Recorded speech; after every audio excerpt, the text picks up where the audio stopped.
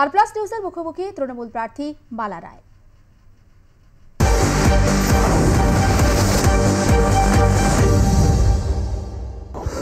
লোকসভা নির্বাচনের নির্ঘণ্ট ঘোষণা হতে আর হয়তো কিছুটা অপেক্ষা, কিন্তু ইতিমধ্যেই রাজনৈতিক দলগুলো তাদের প্রার্থীরা ক্যাম্পেইন শুরু করে দিয়েছে সারা ভারতবর্ষ জুড়ে।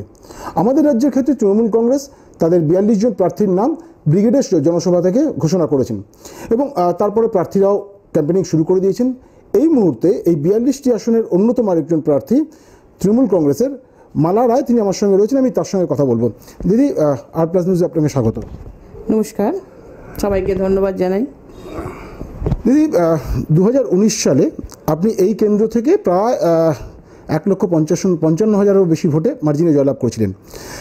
তারপরে 2019 থেকে 2024 আমি প্রথম প্রশ্ন যেটা করব আপনাকে, এই 5 বছরে আপনি আপনার সংসদীয় কেন্দ্রের জন্য এমন 5টা কাজ আছে যেটা আপনি হট করে বলতে পারবেন? দেখুন, আমরা 59টা ওয়ার্ডে ডেভেলপমেন্টের জন্য প্রচুর টাকা আমরা দিয়েছি এবং তারা কাজও শুরু করেছে, বেশ কিছু কাজ সম্পূর্ণ হয়েছে, তার ইউটিলাইজেশন সার্টিফিকেট আমরা দিল্লিতে পাঠিয়েও দিয়েছি। তারপরেও অনেক কাজ, যেমন ধরুন আমরা দক্ষিণ কলকাতার মধ্যে পড়ে আলিপুর চিড়িয়াখানা, সেখানে সিনিয়র সিটিজেন এবং বাচ্চাদের জন্য গল্ফ কার 10টা দিয়েছি, যাতে এক খাঁচা থেকে পাখিদের আরেক খাঁচাকে পশু পাখিদের ওখানে যাওয়ার জন্য বিস্তীর্ণ রাস্তা হাঁটতে হয় এইসব লোকদের, তাদের জন্য আমি 10টা গল্ফ কার দিয়েছি।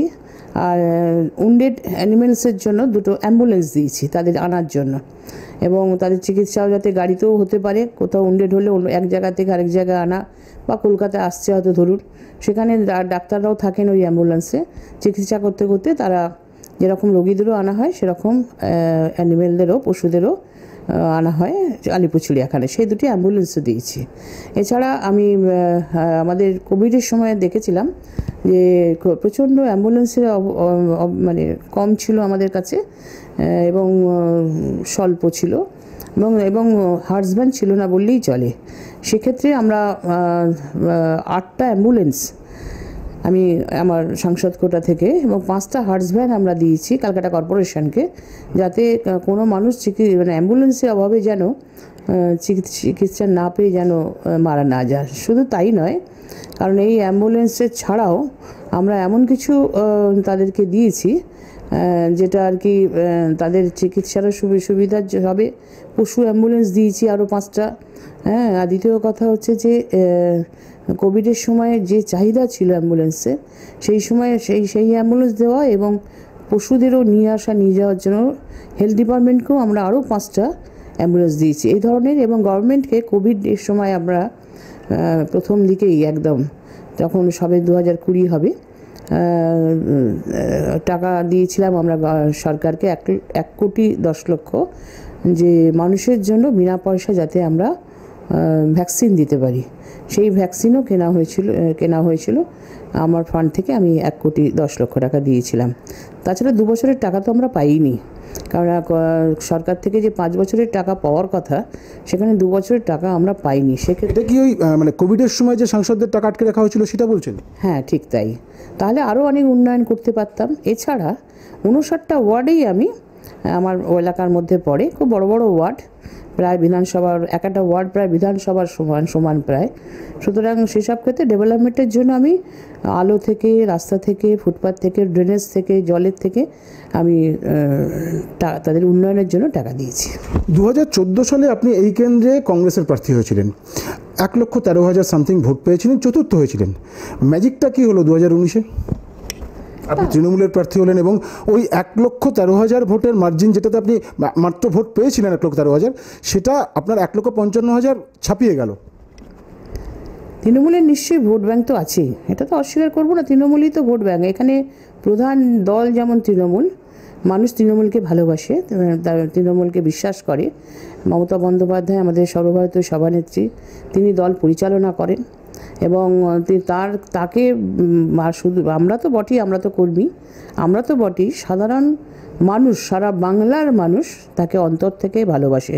এছাড়া তার উন্নয়নের যোগ্য আছে প্রচুর, এতগুলো প্রকল্প আছে এবং জনে জনে প্রত্যেকে দলমত নির্বিশেষে সব মানুষের কাছে এই প্রকল্পগুলো পৌঁছেও যাচ্ছে এবং কড়া নজর থাকে তার অ্যাডমিনিস্ট্রেশন থেকে শুরু করে তার জনপ্রতিনিধি থেকে শুরু করে তিনি ক্যাবিনেট বসিয়ে প্রত্যেক 3 মাস অন্তর অন্তর প্রত্যেকটা জেলায় জেলায় ঘোরেন এবং সর্বোপরি তার এই যে ডেভেলপমেন্টের যে উন্নয়নের যেটা তিনি করেছেন এতগুলো প্রকল্প, সেই প্রকল্প তার প্রত্যেকটা দরজায় পৌঁছচ্ছে কিনা তা সেদিকেও তিনি সমস্ত লক্ষ্য রেখে ক্যাবিনেট মিটিংয়ে তার জবাব নিয়ে তবে তিনি ফেরেন। আবার পরের 3 মাস অপেক্ষা করেন। সেই যে কাজটা তিনি শুরু করে দিয়ে এসেছিলেন, শুধু তার মানুষের বাড়ি ইয়ে নয়, যে এক্ষেত্রে সার্বিক উন্নয়ন বলতে যেটা বোঝায়, অর্থাৎ সেখানেও রাস্তা, মানুষের জন্য কাজ, মানুষের জন্য উন্নয়নের পরিকল্পনা, সেগুলো ঠিকমতো হচ্ছে কিনা সেটাও কিন্তু সেই ক্যাবিনেট মিটিংয়ে জবাবদিহি করতে হয় অফিসারদের। এবং ডিলে হলে তিনি যেমন ভর্ৎসনাও করেন, আবার খুব ভালো কাজ হলে আবার প্রশংসাও করেন সেই সবে। তবে মানুষের সেবাই তার প্রধান কাজ, এটাও যেমন ঠিকই। আবার নেতৃত্ব দিচ্ছেন যুব সমাজ, ছাত্র সমাজকে অভিষেক বন্দ্যোপাধ্যায়। তারও প্রচণ্ড পরিশ্রম, তার নবজোয়ারে কর্মসূচি আলাদা একটা মাত্রা এনে দিয়েছে সারা বাংলার ক্ষেত্রে। ওই দাবদাহের মধ্যে তিনি তার শরীর কিছুটা অসুস্থ থাকা সত্ত্বেও এবং তাকে বারবার এজেন্সি বিরক্ত করা সত্ত্বেও তিনি যে মানুষের কাছে অসীম অকুণ্ঠ সমর্থন পেয়েছেন, সেটাও একটা আমাদের জেতাতে সাহায্য করবে। তাহলে আরেকটি প্রশ্ন আমি করে রাখবো, সেটা হচ্ছে যে দক্ষিণ কলকাতা অন্যতম গুরুত্বপূর্ণ একটি কেন্দ্র রাজ্যের 42 স্টেশনের মধ্যে, এবং মমতা বন্দ্যোপাধ্যায় তিনি নিজে এই কেন্দ্রের সাংসদ ছিলেন, ফলে তার প্রতিনিধিত্ব করা সেটা কি আপনাকে কিছুটা অ্যাডভান্টেজ পজিশনে ফেলছে না? একটা প্রেস্টিজিয়াস সিট তো বটেই। দক্ষিণ কলকাতায় রাজ্যসভা লোকসভা মিলে প্রচুর যেমন এখানে সাংসদরা থাকেন, মন্ত্রীরা থাকেন, বিভিন্ন শাখা সংগঠনের নেতৃবৃন্দরা থাকেন, সুতরাং এটা একটা ভিআইপি ওয়ার্ড বলতে পারেন, ভিআইপি কনস্টিটুয়েন্সি বলতে পারেন দক্ষিণ কলকাতা। সেই দক্ষিণ কলকাতায় তিনি আমাকে প্রার্থী করেছেন, এটা আমার খুব সৌভাগ্য। আমি কৃতজ্ঞ মমতা বন্দ্যোপাধ্যায়ের প্রতি। আর এইখানকার মানুষ আমাকে ব্যক্তিগতভাবেও কিছুটা নিশ্চয়ই ভালোবাসেন, তা নাহলে তারা ভোটটা দেন কী করে।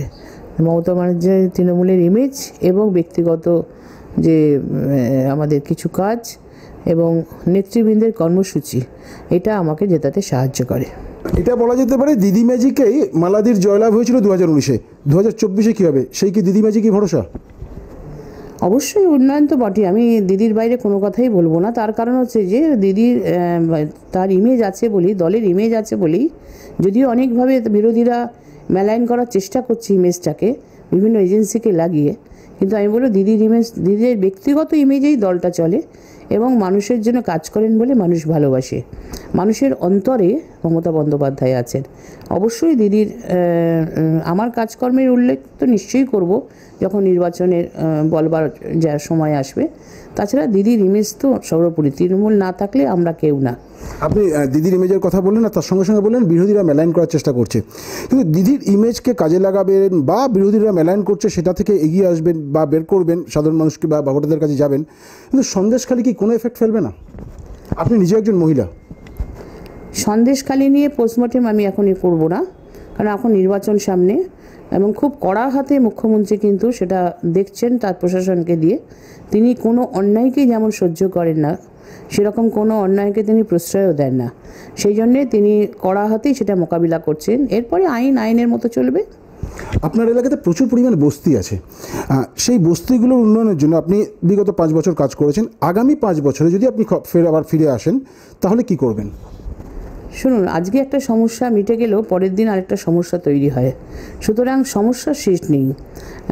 যে কাজগুলো আমরা করেছি বা যে এই টাকাগুলো 100 দিনের টাকা আমরা অনেক পাইনি, আমরা আবাস যোজনার টাকা পাইনি, আমরা সম্প্রতি স্বাস্থ্য বিমা থেকে শুরু করে আমরা ICDS থেকে শুরু করে আমরা অনেক টাকা বন্ধ করে দিয়েছে আজকে কেন্দ্রের সরকার বিভিন্ন খাতে। রাজ্যের যেটা পাওনা, যেটা ফেডারেল স্ট্রাকচার মেনে সাধারণত যেটা হয়, সেখানে এই টাকাগুলো পাওয়ার ক্ষেত্রে আমরা বহুবার প্রশ্ন তুলেছি যে মানুষের টাকা তাকে কাজ করিয়েছেন আপনারা মনরেগা প্রকল্পে, সুতরাং সেই টাকা কাজ করিয়ে টাকা দিচ্ছেন না। এটা আপনি যদি কোথাও অডিট করতে হয় নিশ্চয়ই অডিট করুন।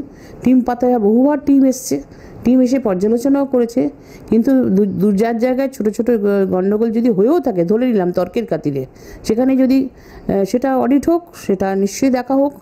সেটা আদৌ সেটা অন্যায় হয়েছে কিনা, তার জন্য এতগুলো মানুষের, এত লক্ষ মানুষের টাকা আটকে রাখা, এটা খুব অমানবিক। আপনার পরবর্তী পদক্ষেপ কী হবে? ইতিমধ্যে আপনাদের দলের অনেকেই প্রচারে নেমে পড়েছে। আপনি যদি এখনও সেই অর্থে যে চিরাচরিত প্রচার করা হয় সেটা করেননি, কিছু হয়তো কর্মী সভা করছেন বা ঘরোয়া বৈঠক করছেন, এটা কি, এর কারণটা কি?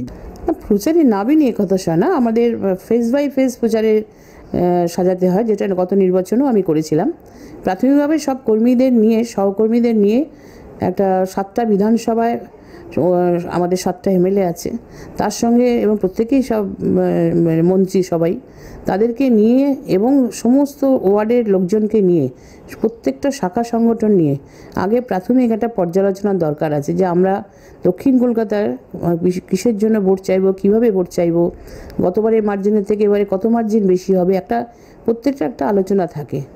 আর অবশ্যই নিশ্চয়ই অনেকেই নেমেছেন, আমিও লক্ষ্য করছি। তবে সেটা খানিকটা মিডিয়ার জন্য, কারণ অনেকেই চান, মিডিয়ারা আসলে উত্ত্যক্ত করেন প্রার্থীদের যে আপনি একটু কিছু করুন, হয়তো আপনি 100 গজ একটু হাঁটুন, কিংবা আপনি একটা ফ্ল্যাগ নিয়ে দাঁড়িয়ে যান, বা আপনি স্লোগান দিচ্ছেন, এরকম একটা করুন। এটার জন্য প্রচারে সেইভাবে কর্মী সভাগুলো করেই প্রচারে নামতে হয়। আমরা সারা বছর যদিও পড়াশোনাটা করি, কারণ কর্মীদের প্রোগ্রামও যেমন দিন, যেটা আমাদের দলের কর্মীদের খাদ্য বলতে পারেন, অর্থাৎ প্রত্যেক মাসে, প্রত্যেক বছরে আমাদের বড় বড় প্রচুর প্রোগ্রাম থাকে, এবং সেই প্রোগ্রামগুলো থাকলে কর্মীরা খুব উৎসাহ পায়, উদ্দীপনা থাকে তাদের। ব্রিগেড সেই উদ্দীপনাটা খানিকটা আমাদের সাহস জুগিয়ে গেছে। ব্রিগেডের গতই 10ই মার্চ ব্রিগেড আমাদের চার্জ করে দিয়ে গেছে কর্মীদের।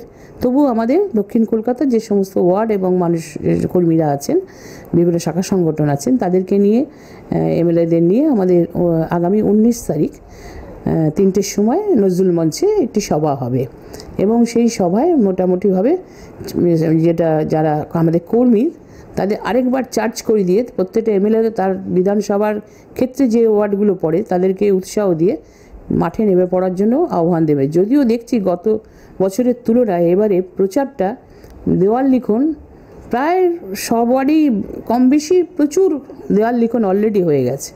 এখন এই দেওয়াল লিখনেও তো ইলেকশন অবধি চলবে না, তারপর হয়তো আরও কিছু, কারণ এটা কিছুদিন, 1 মাস পরে, 1.5 মাস পরে ফেড হয়ে যাবে, তখন আবার তাদের করতে হবে। তারপরে ধরুন হোর্ডিং আছে, ব্যানার আছে, পদযাত্রা আছে, ওয়ার্ড ঘোরা আছে, অনেক রকম কর্ম থাকে, যেটা আমি দীর্ঘদিন নির্বাচন করেছি। আমি গত 95 সাল থেকে এই ওয়ার্ডের পৌর প্রতিনিধি, আপনারা জানেন যে সে 88 ওয়ার্ডের পৌর প্রতিনিধি। আমি এমএমআইসি কলকাতা কর্পোরেশন ছিলাম। আমি 2015 থেকে চেয়ারপারসনও আছি কলকাতা কর্পোরেশনের। নির্বাচনটা আমার কাছে নতুন নয়, গত 2019-এ লোকসভার প্রার্থী হয়ে জিতেছিলাম। 5 বছর প্রচুর প্রশ্ন রেখেছি। প্রশ্ন রাখার ক্ষেত্রে আমি, আমাদের যত তৃণমূলের প্রার্থী ছিল, মানে কর্মী সাংসদরা ছিলেন, তাদের মধ্যে আমি প্রায় 2য় স্থানে আছি। প্রথম স্থানে আমাদের সিনিয়র সৌগতদা আছেন, তারপরে আমরাই আছি, আমিই আছি। আমি এত প্রশ্ন করেছি, প্রশ্নের উত্তর তারা ঠিকমতোভাবে দিতে পারেনি, বলেছেন আমাদের কাছে রেকর্ড নেই বলে এড়িয়ে গেছেন। কিন্তু কেন্দ্রের সরকার, বিজেপি সরকার, যে সঠিক প্রশ্ন যেন তারা ঠিক মতোভাবে উত্তর দিতে পারেননি। আপনি বললেন সারা বছর ধরে পড়াশোনা করি, তাহলে নতুন করে প্রস্তুতি নেওয়ার তেমন কিছু থাকে না। বিরোধীরা কি এখনও পড়াশোনা করে উঠতে পারেনি? এখন প্রার্থী চয়ন করার জায়গা থেকে দাঁড়িয়েও তারা অনেকটা পিছিয়ে রয়েছেন, ফলে অ্যাডভান্টেজ তৃণমূল বা অ্যাডভান্টেজ মালারায় হয়ে যাবে। দেখুন, বিরোধীরা কাকে এখন প্রার্থী দেবেন তাদের লিস্টটা বেরোক, তারপরেই বলা সম্ভব হবে সেই বিরোধী শক্তি কতখানি কাজ করবে, কতখানি প্রচার করবে। তবে সব প্রার্থীকেই আমি সম্মান জানাই, যার যার দলের প্রার্থী তারা ঘোষণা হলে সেটা পরের কোনো ইন্টারভিউ আমি বলে দেব। মালা রায় তিনি যথেষ্ট আত্মবিশ্বাসী, শুধু মমতা বন্দ্যোপাধ্যায়ের ম্যাজিক নয়, তিনি যেভাবে লোকসভার অভ্যন্তরে তার এলাকার জন্য কাজের কথা বলেছেন, সেগুলো তো তার পাথেয়। এবং তার সঙ্গে সঙ্গে অবশ্যই তৃণমূল কংগ্রেস দল হিসাবে, রাজ্যের শাসক দল হিসেবে তারা যে কাজ করেছেন সেটাকে পাথেয় করেই এবারের এই নির্বাচনের তিনি জয়লাভ করবেন, এমনটাই তিনি আশাবাদী। ক্যামেরায় সুখেন্দু মান্নার সঙ্গে সঞ্জু সুর, আর প্লাস নিউজ, কলকাতা।